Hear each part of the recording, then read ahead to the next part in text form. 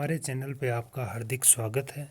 आज हम G20 शिखर सम्मेलन 2023 के बारे में पढ़ेंगे। G20 अब G21 बन गया है। हाल ही में किसे शामिल किया गया है? तो अफ्रीकन यूनियन को शामिल किया गया है। इसके साथ हम इम्पोर्टेंट पॉइंट है वो भी पढ़ेंगे, कवर करेंगे। भारत की अध्यक्षता में 9 सितंबर 2023 को अफ्रीकन यूनियन G20 का नया स्थायी सदस्य बना। G20 अब G21 बन गया है। अगला, अफ्रीकन यूनियन 55 देशों का संगठन है जिसे जुलाई 2002 में दुनिया के सामने लॉन्च किया। अफ्रीकी देशों को आज़ादी दिलाने के लिए बनाया था।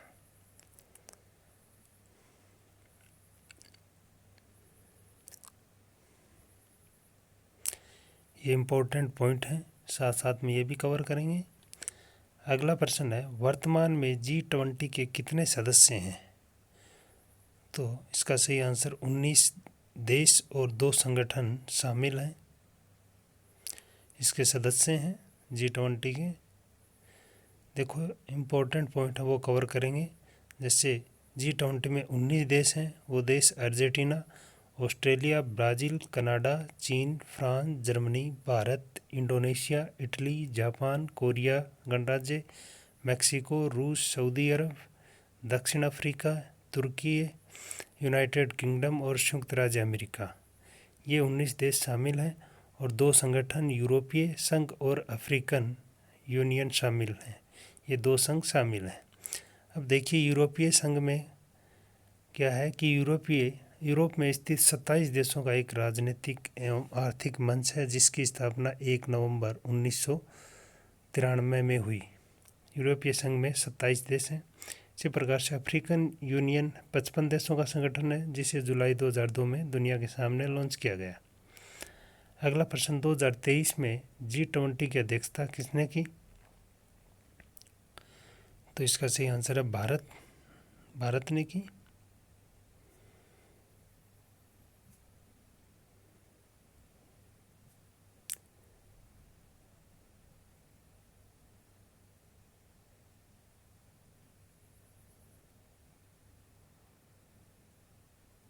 और ये G20 है, ये भारत में ही स्थापित किया गया था।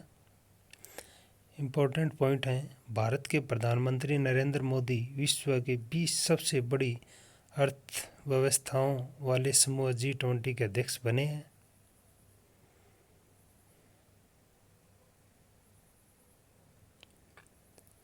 अगला प्रश्न है, भारत के अध्यक्षता में हो रहे G20 की थीम क्या है? तो इसका सही आंसर है वसुधैव कुटुंबकम।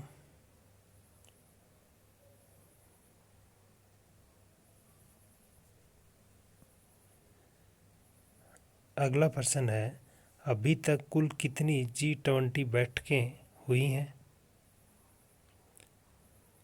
तो इसका सही आंसर है 18। इसी के साथ हम इम्पोर्टेंट पॉइंट है वो कवर करेंगे। G20 की पहली बैठक साल 2008 में अमेरिका के वाशिंगटन में हुई थी। अब तक इसकी कुल 17 बैठकें हो चुकी हैं। भारत ने इसकी 18वीं बैठक की मेज़बानी की है। इसकी टोटल है वो 17 बैठकें हो चुकी हैं और भारत ने जो मेज़बानी की है वो 18वीं बैठक में की है। अगला प्रश्न है, G20 की स्थापना कब हुई थी? इसकी स्थापना है वो 1999 में हुई थी।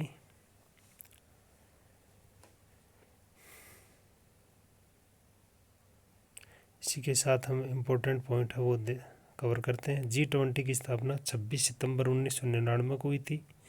एशिया में वित्तीय संकट के बाद वित्त मंत्रियों और केंद्रीय बैंक के गवर्नरों के लिए वैश्विक आर्थिक और वित्तीय मुद्दों पर चर्चा करने को लेकर एक मंच के रूप में की गई थी।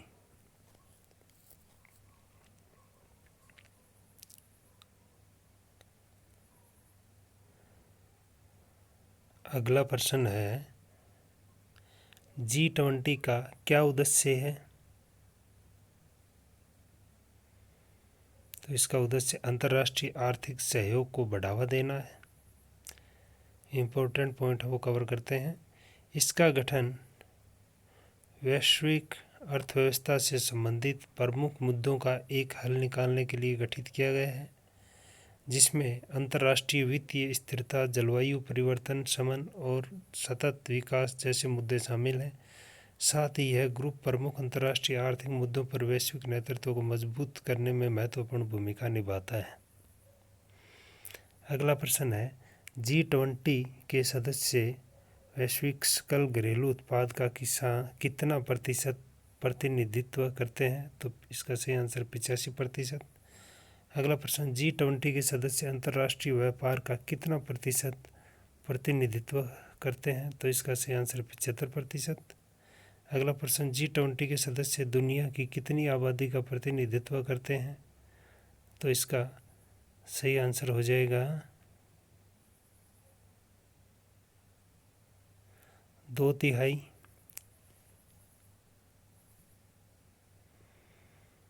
अगला प्रश्न है, 2022 में G20 की अध्यक्षता किसने की थी? 2022 में इंडोनेशिया ने इसकी अध्यक्षता की थी।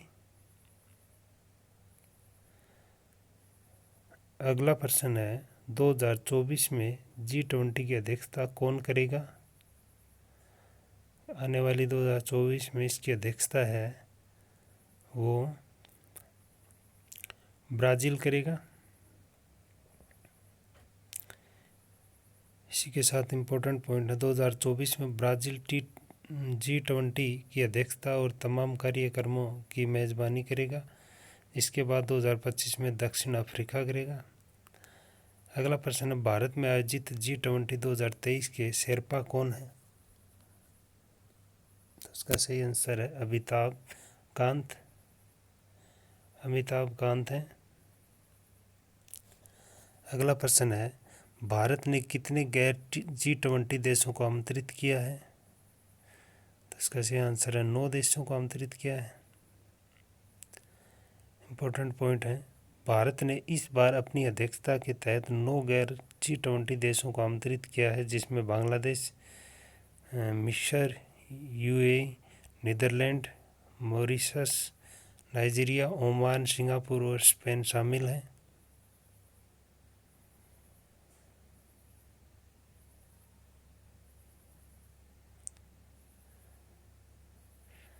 अगला प्रश्न है, G20 का मुख्यालय या सचिवालय कहाँ है?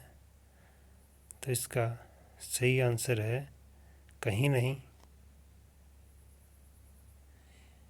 इम्पोर्टेंट पॉइंट है, G20 का मुख्यालय या सचिवालय कहीं नहीं है। इस समूह के सदस्य देशों में हर साल बारी बारी से सम्मेलन को आयोजित किया जाता है। इसका स्थायी मुख्यालय नहीं है कि ये हर साल अलग अलग जो देश हैं उसके अंदर इसका आयोजन किया जाता रहता है और इसका कोई स्थायी कोई मुख्यालय नहीं है। अगला प्रश्न है, कौन सा देश G20 का सदस्य नहीं है लेकिन हर साल अतिथि के रूप में आमंत्रित किया जाता है? तो स्पेन। अगला प्रश्न, भारत की G20 अध्यक्षता के तहत तीसरी ट्रेड इन्वेस्टमेंट वर्किंग ग्रुप की बैठक कहाँ आयोजित की गई? तो इसका सही आंसर है केवड़िया। अगला प्रश्न है, भारत की G20 अध्यक्षता के तहत 2 दिवसीय विज्ञान 20 सम्मेलन का आयोजन हाल ही में कहाँ किया गया?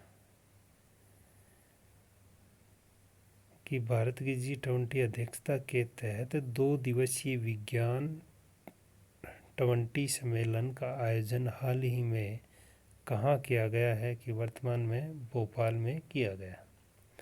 अगला प्रश्न है, G20 कल्चर वर्किंग ग्रुप की बैठक का आयोजन किस शहर में किया गया? तो ये हम्पी में किया गया।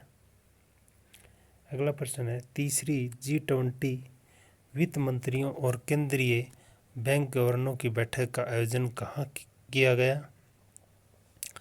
तो इसका सही आंसर हो जाएगा गांधीनगर। अगला प्रश्न है, G20 digital economy working group की तीसरी बैठक कहाँ आयोजित हुई है? तो इसका सही आंसर है पुणे में। अगला प्रश्न है G20 digital economy working group की पहली बैठक किस शहर में की गई? तो इसका सही आंसर है लखनऊ। अगला प्रश्न G20 विकास मंत्रियों का सम्मेलन कहाँ आयोजित किया गया? तो इसका सही आंसर है वाराणसी। अगला प्रश्न है G20 शिक्षा कार्य समूह की बैठक किस शहर में आयोजित की गई? तो इसका सही आंसर है पुणे में आयोजित की गई। अगला प्रश्न है G20 के तीसरे इंफ्रास्ट्रक्चर वर्किंग ग्रुप की बैठक किस शहर में आयोजित की जा रही है? तो यह है ऋषिकेश। अगला प्रश्न है भारत की अध्यक्षता में G20 वर्किंग ग्रुप की 100वीं बैठक का आयोजन कहाँ किया गया? तो इसका सही आंसर है वाराणसी। अगला प्रश्न है G7 और G20 में क्या अंतर है? तो G20 को दुनिया के सबसे शक्तिशाली देशों के समूह G7 के विस्तार के रूप में देखा जाता है। G7 में France, Germany, Italy, Japan, Britain, America और कनाडा हैं। 1998 में इस समूह में रूस में भी जुड़ गया और यह G7 से G8 बन गया। यूक्रेन के क्रिमिया इलाके को अपने साथ मिलाने के कारण रूस को 2014 में इस समूह से अलग कर दिया गया और एक बार फिर से G7 बन गया। 1999 में जर्मनी के कोलोन में G8 देशों की बैठक हुई। इसमें एशिया के आर्थिक संकट पर चर्चा हुई।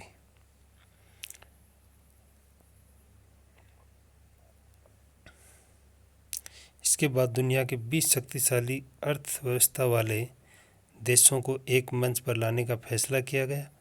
दिसंबर 1999 में बर्लिन में पहली बार G20 सम्मेलन के लिए बैठक हुई। आगे चलकर G8 को राजनीतिक और G20 को आर्थिक मंच के रूप में पहचान दी गई।